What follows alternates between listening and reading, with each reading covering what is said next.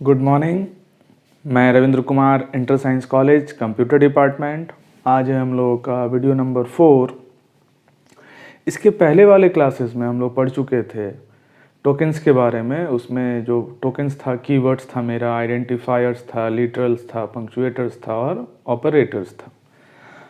फिर हम लोग सीखे थे कि वेरिएबल्स क्या होता है। जो वेरिएबल्स है, variables is a named memory location whose values changes during program executions। Variable के लिए हम लोग डेटा टाइप भी सीखे थे। डेटा टाइप्स क्या होता है? तो डेटा टाइप ये बताता है कि मेरा वेरिएबल किस कैटेगरीज का होगा या किस टाइप का डेटा को होल्ड करेगा। क्योंकि डेटा मेरा अलग अलग तरह का था, कुछ इंटीजर डेटा था, कुछ कैरेक्टर था, फ्लोट था, तो अलग अलग चीज़ों को स्टोर करने के लिए अलग अलग यहाँ डेटा टाइप हम लोग को दिया गया है। आज हम लोग सीखते हैं थोड़ा कांस्टेंट्स के बारे में। ये कांस्टेंट आइडेंटिफायर वाला नहीं है, ये कांस्टेंट है कि अगर हम चाहते हैं कि प्रोग्राम में कुछ वैसा वेरिएबल बनाना जिसका वैल्यू कोई चेंज ना कर पाए, तो वैसे वेरिएबल्स का जो वैल्यू उसको हमको क्या डिक्लेयर करना पड़ जाएगा? कांस्टेंट। तो कांस्टेंट जैसे वेरिएबल था, मान लेते हैं इंट x इक्वल्स टू था मेरा 50। तो इसको हम आगे चल के अगर x बराबर 25 कर देते हैं तो ये मेरा अलाउड है, ये मेरा क्या है? वैलिड स्टेटमेंट है। लेकिन अगर यहाँ क्या लगा हुआ रह जाता? कॉन्स्ट, तब ये जो है वो इसमें क्या आ जाएगा? मेरा एरर आ जाएगा। होता क्या है कि जब हम किसी वेरिएबल को, जैसे ये मेरा इंटीजर x था, तो अभी फ़िलहाल क्या हो रहा है कि अगर ये पार्ट मेरा नहीं है तो इस केस में क्या हो रहा है कि ये मेरा वेरिएबल तो ज़रूर बन रहा है, इसका वैल्यू को भी हम बदल सकते हैं। यहाँ पे फिर से हम 5 कर सकते हैं, x को हम कुछ भी कर सकते हैं, 17, 18 जो करना है वो लिख सकते हैं। लेकिन जब हम इसको कांस्टेंट बना देते हैं, तो कांस्टेंट बनाने के लिए एक कीवर्ड यूज़ करते हैं हम लोग, और वो कीवर्ड का नाम है कॉन्स्ट। स्मॉल c है कॉन्स्ट। तो कॉन्स्ट क्या है? एक कीवर्ड है।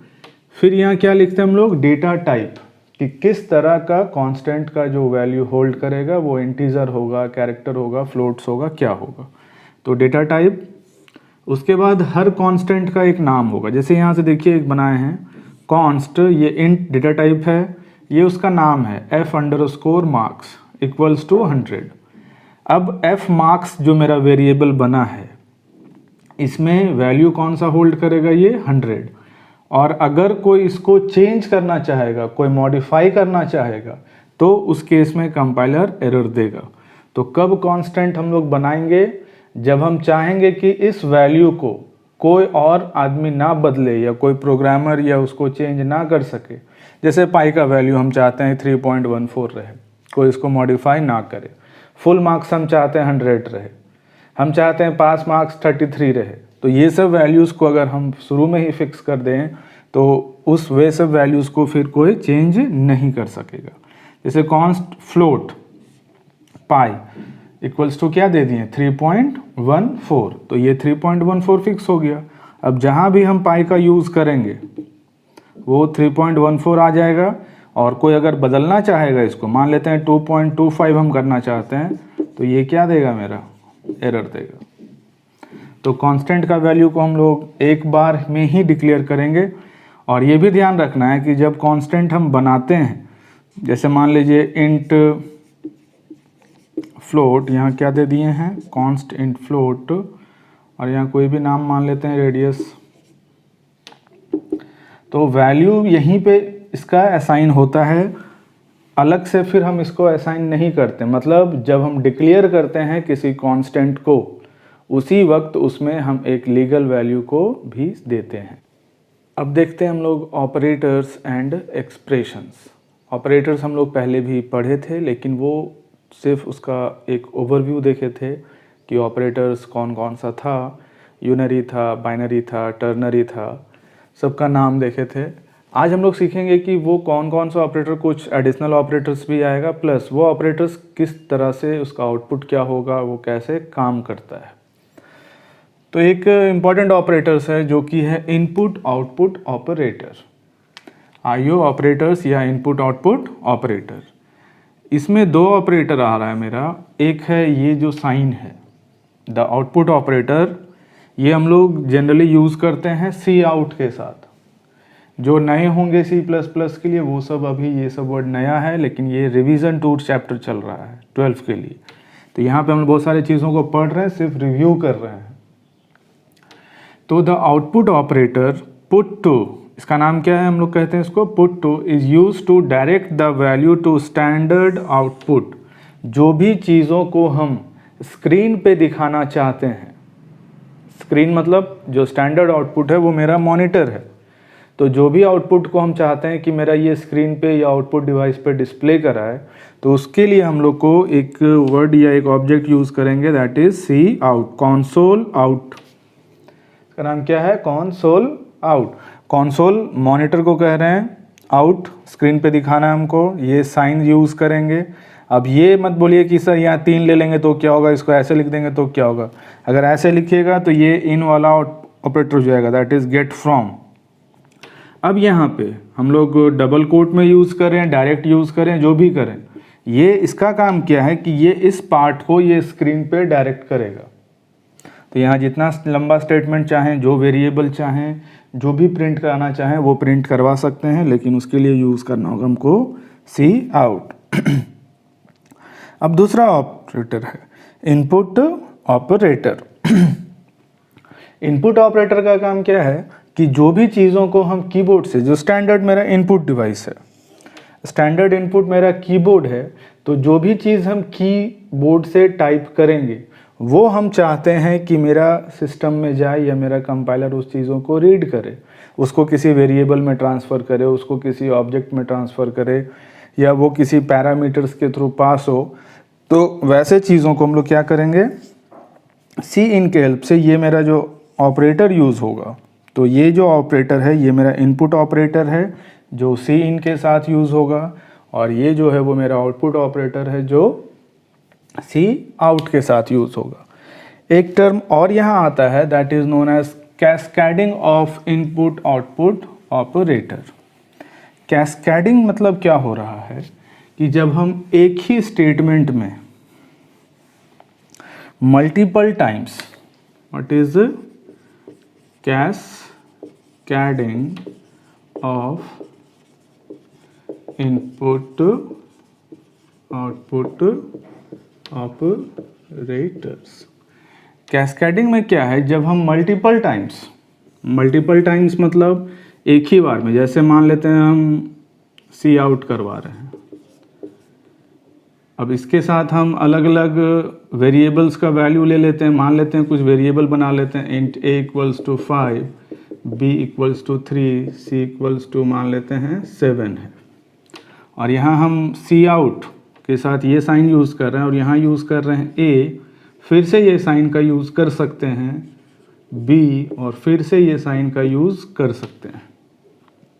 तो ये जो लिख रहे हैं एक ही स्टेटमेंट में मल्टीपल टाइम्स, इसी चीज़ को हम ऐसे भी यूज़ कर सकते थे, सी आउट ए, सी आउट बी, सी आउट सी।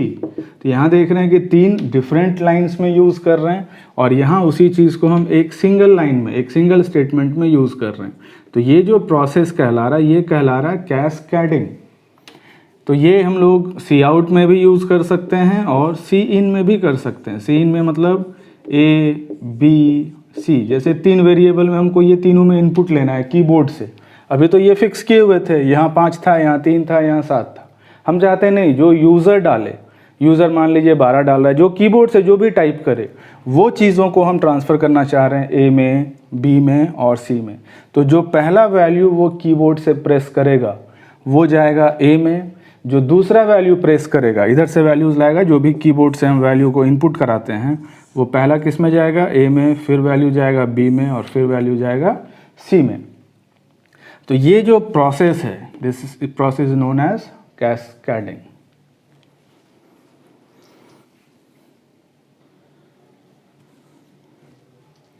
चलिए अब देखते हैं अरिथमेटिक ऑपरेटर।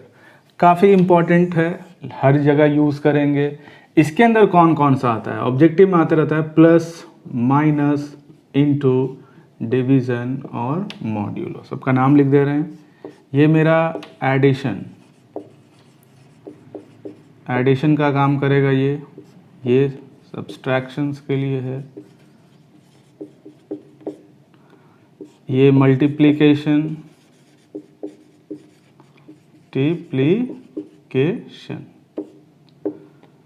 अब ये जो बच गया ये है मेरा डिवीज़न, और ये जो साइन है ये है मेरा मॉड्यूलस, या फिर इसको हम लोग कहते हैं रिमाइंडर डिवीज़न। ये प्लस तो जानते ही हैं कि ये जोड़ने का काम लाएगा, ये सब्ट्रैक्शंस करेगा, ये मल्टीप्लिकेशन और ये डिवीज़न। ये दोनों में कन्फ्यूज़न रहता है लोगों को कि कब इसका यूज़ करेंगे, इसका आउटपुट क्या होगा, इसका आउटपुट क्या होगा। हम लोग इसको एग्जाम्पल से समझते हैं। इधर से ही लिखते जा रहे हैं। मान लेते हैं मेरे पास कुछ वेरिएबल्स है, जैसे ए में ले लेते हैं मान लीजिए 8 और बी में मान लेते हैं ले लिए हैं 3 ले लेते हैं, चलिए 5 कर देते हैं। ए में है 8 और बी में है 5। अब इसमें आ जाइए, अगर हम यहाँ लिखते हैं a प्लस बी, तो इसका आउटपुट क्या होगा? a में कितना है मेरा 8 और b में कितना है 5, तो यहाँ 8 और 5 कितना हो गया, 8 और 5 13। तो इसका आउटपुट क्या आ जाएगा मेरा 13 आ जाएगा। सब्ट्रैक्शन a माइनस बी, तो a माइनस बी, a कितना था 8 माइनस 5, तो ये क्या आ जाएगा 3।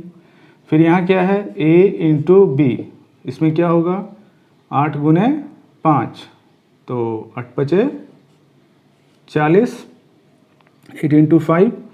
अब आ जाते हैं डिवीज़न में, तो ये हो गया मेरा a बाई बी। अब ये क्या हो गया 8 बाई 5, तो 8 बाई 5 जो होगा इसका जो आउटपुट आएगा ये आएगा 1। ये सिर्फ ध्यान रखिएगा, ये जो डिवीज़न जो काम कर रहा है ये दोनों के बीच में, ये सिर्फ कोशेंट को रिटर्न करेगा। कोशेंट को यहाँ पे फ्लोटिंग पॉइंट्स नंबर नहीं आएगा। जैसे मान लीजिए 10/3 है तो ये सिर्फ 3 देगा। अगर 7/2 है तो ये कितना देगा,